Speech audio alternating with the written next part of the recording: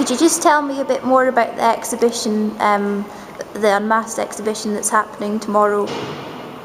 The exhibition is part of an ongoing campaign that Glasgow has been leading for many years to target prostitution in all its forms.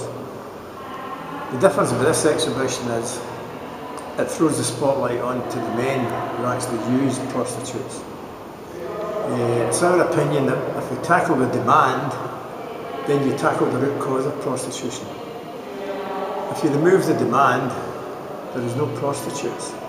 So the problem with prostitution is that in the past, the mistake has been made of looking to the women. Well, we're now in a position to say we believe the problem is the men who pay for sex with women, and we believe that is a form of abuse.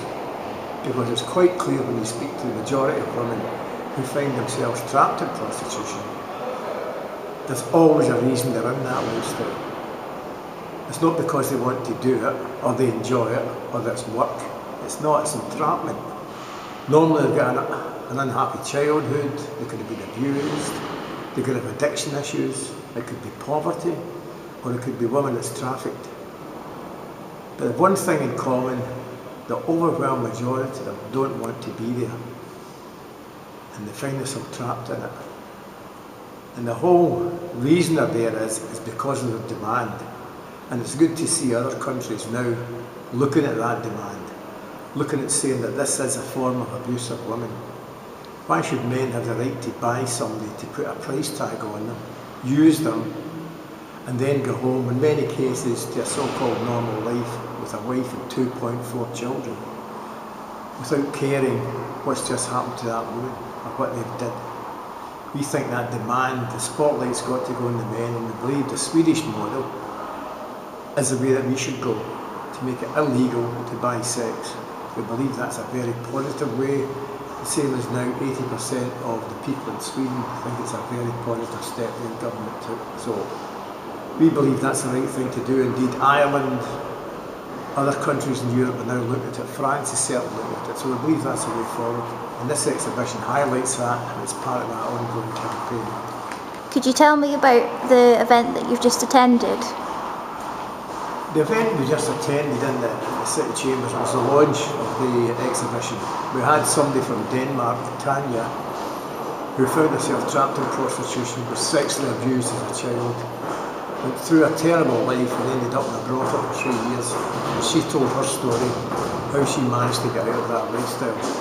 She also gave us some very harrowing facts, the fact that there's 400,000 prostitutes in Germany, and they are used by 1.2 million men every day, which is quite frankly appalling. But it's good to see that the German government has finally realised that when they said they were going to legalise prostitution, they're now saying they made a huge mistake. And it's good to see them revisiting that. The numbers speak for themselves. It's disgusting that a major Western democracy has got that and taken place in its country. And I think it's good, at least the Germans are now having a fresh look. Has there been any opposition to the exhibition? There was some opposition, but very, very limited. Very limited.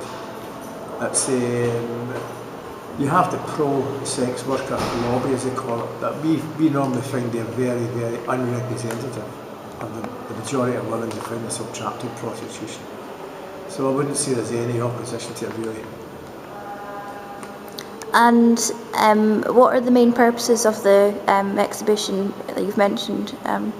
The main purpose is to throw the spotlight on the men, the demand. Prostitution is a market-driven process. The commodity is women. The men buy the women. It's a market. So if you take the market as the model, then you take away the source of the market, i.e. the money, and the money comes from the men. If you change the law, you target the source, i.e. the men, and hopefully that'll start to alleviate the issue surrounding prostitution. It certainly works in Scandinavia, but there's been huge reductions.